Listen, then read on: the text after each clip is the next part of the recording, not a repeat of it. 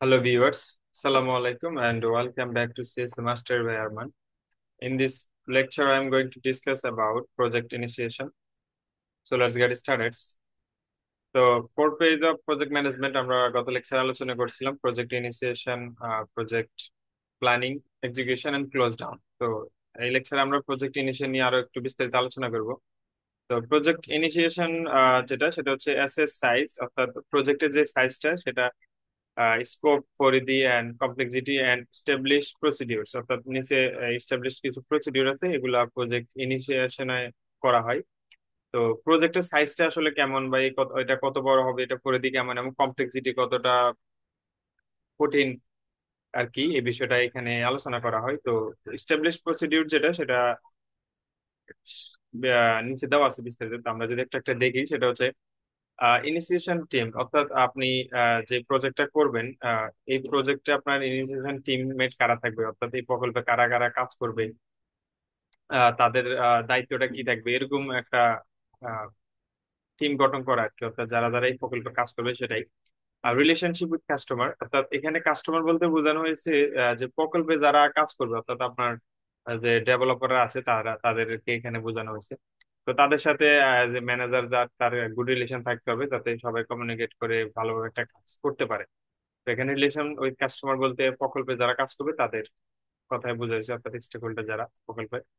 ওকে, দেন হচ্ছে project initiation plan, অর্থাৎ এখানে যেটা সেটা হচ্ছে প্রজেক্ট ইনিশিয়েশনের যে প্ল্যানটা, সেটাই হচ্ছে এখানে এই কথাই বলা হয়েছে যে কিভাবে প্রকল্প শুরু হবে তার প্রাথমিক একটা পরিকল্পনা করা হয়। উদাহরণস্বরূপ যদি বলেন, আপনি যদি একটা সফটওয়্যার তৈরি করছেন, যেখানে পরিকল্পনা করা হবে যে কোন কাজ শুরু করা হবে, কখন কোন কাজ শুরু করা হবে এবং শেষ কোথায় হবে এবং এই কাজ কিভাবে আগাবে, এটা হচ্ছে আর কি এখানে প্রজেক্ট ইনিশিয়েশনে বলা হয়েছে।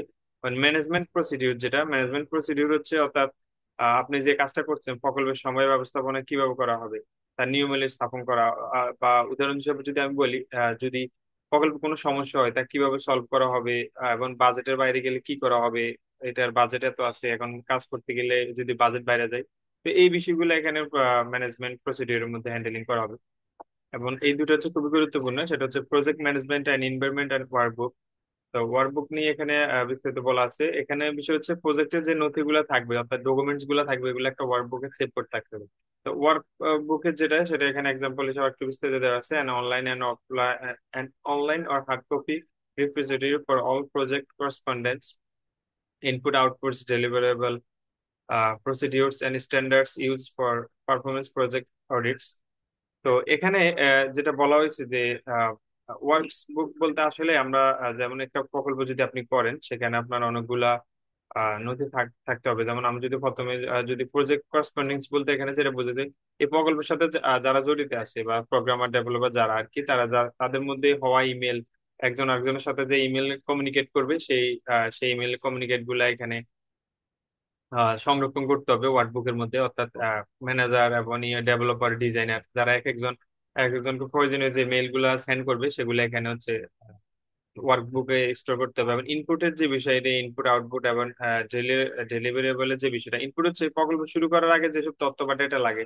যেমন আমরা একটা প্রকল্প শুরু করার আগে কিছু তথ্য ডেটা আমাদের লাগে, যেটা আমরা এখানে ওয়ার্কবুকে রাখতে হবে। তো যেমন আপনি একটা যদি কুইজ রিলেটেড একটা অ্যাপস বানান, যেখানে আপনার অনেকগুলো কুইজ সংরক্ষণ করতে হবে, তো যেটা আপনার প্রকল্প শুরু করার আগে লাগতে পারে। ইনপুটস এবং আউটপুটের যে বিষয়টা, আউটপুটটা হচ্ছে প্রকল্প কাজের ফলাফল, যেমন রিপোর্ট তৈরি হওয়া, প্রোডাক্ট টেস্টিং এবং ফলাফল ইত্যাদি ওয়ার্কবুকে সংরক্ষণ করতে হবে। অর্থাৎ আপনি যে টেস্টিং গুলো করবেন এখানে, সেই আউটপুট গুলো আর কি এক কথায়। আর deliverables, procedures and standards use it for performing project audits. তো এখানে যেটা বলা হয়েছে সেটা হচ্ছে ডেলিভারেবল বলতে আহ, প্রকল্প যখন চূড়ান্ত ফলাফল, অর্থাৎ প্রজেক্টটা যখন চূড়ান্ত ফলাফল হবে, যা ক্লায়েন্টকে সরবরাহ করবে তা ওয়ার্কবুকে থাকবে। অর্থাৎ উদাহরণ যদি আপনি যদি বলি, সেটা হচ্ছে সফটওয়্যার বা ওয়েবসাইট আপনি যেটাই ডিজাইন করেন, তৈরির পর সেটা কিন্তু আপনার ক্লায়েন্টের কাছে হস্তান্তর করতে হবে। তো হস্তান্তর করার আগে তার সাথে আগে সব মানে যত ডকুমেন্টস আছে সব ওয়ার্কবুকে সেভ করে রাখতে হবে এবং সেটা সাথে রাখতে হবে, যাতে ক্লায়েন্টের বোঝাতে সুবিধা হয় আর কি।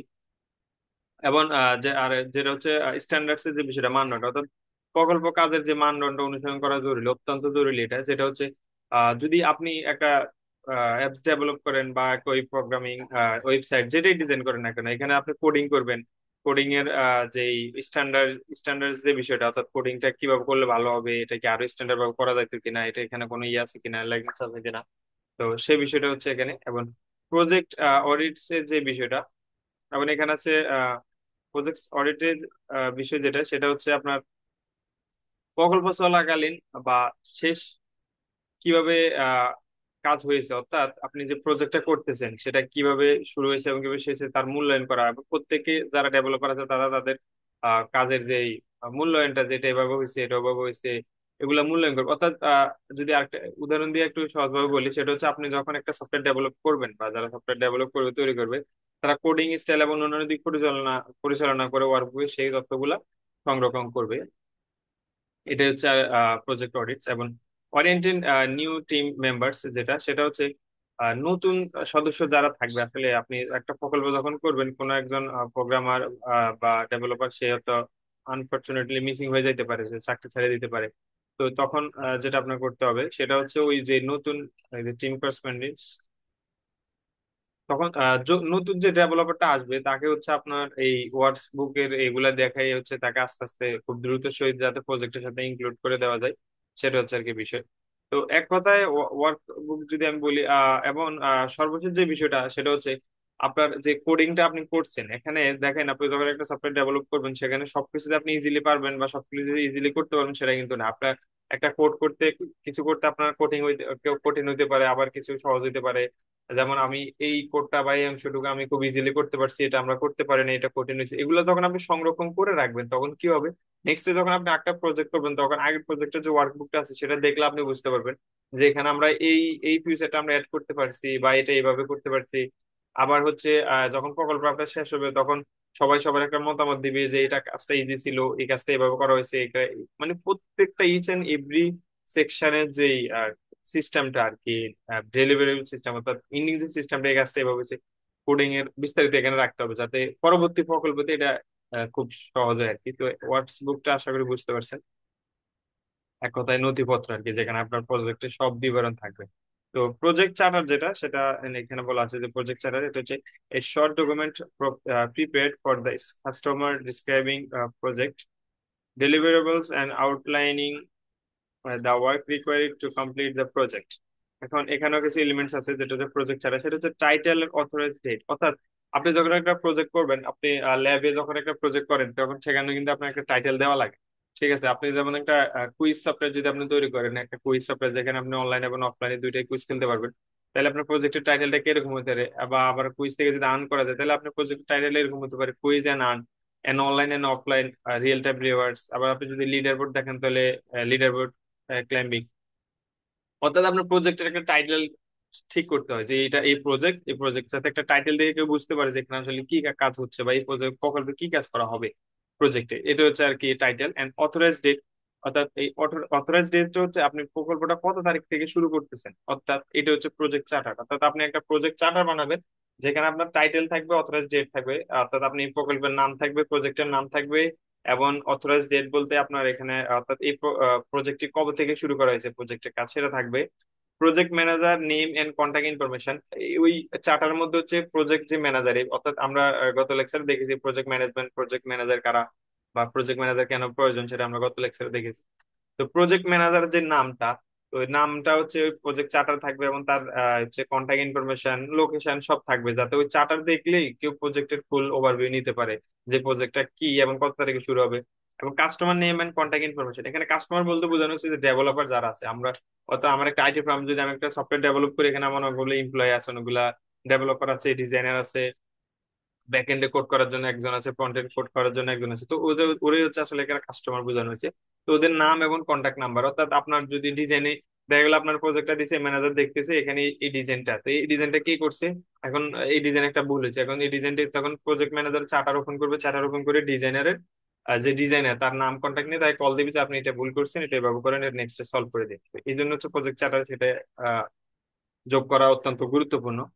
এবং project start and completion date, অর্থাৎ প্রজেক্টটা কত তারিখ থেকে স্টার্ট হবে আপনার, অর্থাৎ টাইটেল এবং অথরাইজড ডেট দিলেন, এখন ওই অথরাইজড ডেটটা one kind of start date আপনি বলতে পারেন। তো আপনার প্রজেক্টটা দেখা গেল, আমার প্রজেক্টটা এত তারিখে শুরু হয়েছে, দেখা গেল আমার ক্লায়েন্টে আমার 6 মাসের সময় দিছে, তো আমার প্রজেক্ট আমি আজকে থেকে শুরু করছি, তাহলে আমি দিলাম যে প্রজেক্টটা 5 মাসের ভিতরে ক্লোজ করতে পারে, কারণ এর একটু টাইম ইধার ইধার হইতে পারে, কারণ ক্লায়েন্টের আগে দিতে হবে। বা আপনি 6 মাসে দিতে পারেন। মানে এক কথায় আপনার প্রকল্পটি শুরু হবে কত থেকে, অর্থাৎ প্রজেক্ট আমরা কত তারিখ থেকে শুরু হবে এবং কত তারিখে গিয়ে সেটা শেষ হবে, সেটা হচ্ছে আর কি বিষয়। এটা হচ্ছে 8টার মধ্যে থাকতে হবে। এবং কি স্টেক হোল্ডার রুলস রেসপন্সিবিলিটি, অর্থাৎ স্টেক হোল্ডার বলতে এখানে বোঝানো হয়েছে আপনার প্রজেক্টে যারা কাজ করতেছে, ডেভেলপার ডিজাইনার, তাদের হচ্ছে রুলস কি, তারা কে কি কাজ করবে, কার কোন দায়িত্ব। একজন ডিজাইনারের দায়িত্ব ডিজাইন করা, প্রোটোটাইপ ডিজাইন করবে ফিগমার মাধ্যমে। একজন ডেভেলপার কাজ হচ্ছে ডেভেলপ করবে, ব্যাকএন্ডের আছে এবং ফ্রন্ট এন্ড ডিজাইনার আছে, সে প্রোটোটাইপ থেকে ইউআই এক্সএমএল ডিজাইন করবে। এর হচ্ছে বিষয়। তো এখানে ওই ওদের রুলস এবং ওই চার্টার মধ্যে কার কোন অপশন, কে কোন দায়িত্বে আছে সেটা উল্লেখ থাকবে। এবং প্রজেক্ট অবজেক্টিভ এন্ড রিস্ক, অর্থাৎ এই প্রজেক্টটা কি, যেমন আমি যদি একটা প্রজেক্ট কুইজ নামের একটা প্রজেক্ট, যেখানে আমার লক্ষ্যই থাকবে যে ইউজাররা হচ্ছে অ্যাপসে ঢুকবে এবং কুইজ খেলবে তারা নলেজ লার্ন করবে।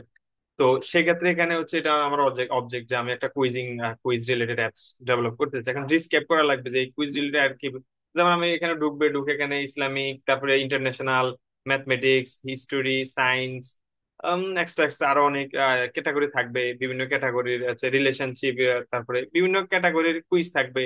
এবং কুইজ গুলা কত সেকেন্ডের জন্য থাকবে, কোনো টাইম থাকবে কিনা, কোনো পাসওয়ার্ড সিস্টেম থাকবে কিনা, কোনো টাকা পয়সা আর্ন করতে পারবে কিনা, এই যে ডিসক্রিপশন, প্রজেক্টের ফুল ডিসক্রিপশনটা কিন্তু মোটামুটি চার্টার মধ্যে দিতে হবে। এবং কি অ্যাজাম্পশন আছে, এবং সর্বশেষ যেটা, সেটা হচ্ছে সিগনেচার অফ স্টেক হোল্ডার, অর্থাৎ আপনার যে ডেভেলপারটা আছে, আমরা কেউ যদি আপনারা ইতিমধ্যে কোনো কোম্পানির সাথে জয়েন থাকেন, সেখানে কিন্তু আপনার একটা এগ্রিমেন্টে কিন্তু একটা সিগনেচার করতে হয়। তাদের কিছু এগ্রিমেন্ট থাকে যে আপনি এটা কোনো বাইরে কোনো শেয়ার করতে পারবেন না, এই করতে পারবেন না, সে করতে পারবেন না। কিছু আহ, মানে যেটাকে আমরা এক কথায় বলি যে হচ্ছে কি বলে এটাকে, স্ট্যাম্প স্ট্যাম্প বলে যেটা আর কি, ওই আর কি ওই মানে যারা প্রজেক্টে কাজ করবে তাদের একটা সিগনেচার নিয়ে রাখবে যে আপনি এটা ডেভেলপার, আপনি ডেভেলপ করতে হবে, আপনি 1 মাসের জন্য আমাদের এখানে থাকতে হবে, আপনি যাইতে পারবেন না, বা আপনি চাইলে আপনার বেতন দেওয়া হবে না, এরকম কিছু শর্ত থাকে যেটা আপনি সিগনেচার করতে হবে। তো এটা ছিল আর কি প্রজেক্ট চার্টার। তো আশা করি বুঝতে পারছেন। নেক্সট লেকচার আমরা আলোচনা করবো হচ্ছে প্রজেক্ট প্ল্যানিং এই ভিডিওটাতে। আর এটা আর বাড়াবো না, তাহলে অনেক বড় হয়ে যাচ্ছে। তো ধন্যবাদ সবাইকে, ভালো থাকবেন এবং প্রজেক্ট প্ল্যানিং ভিডিও দেখার জন্য আমন্ত্রণ রইল। আসসালামু আলাইকুম।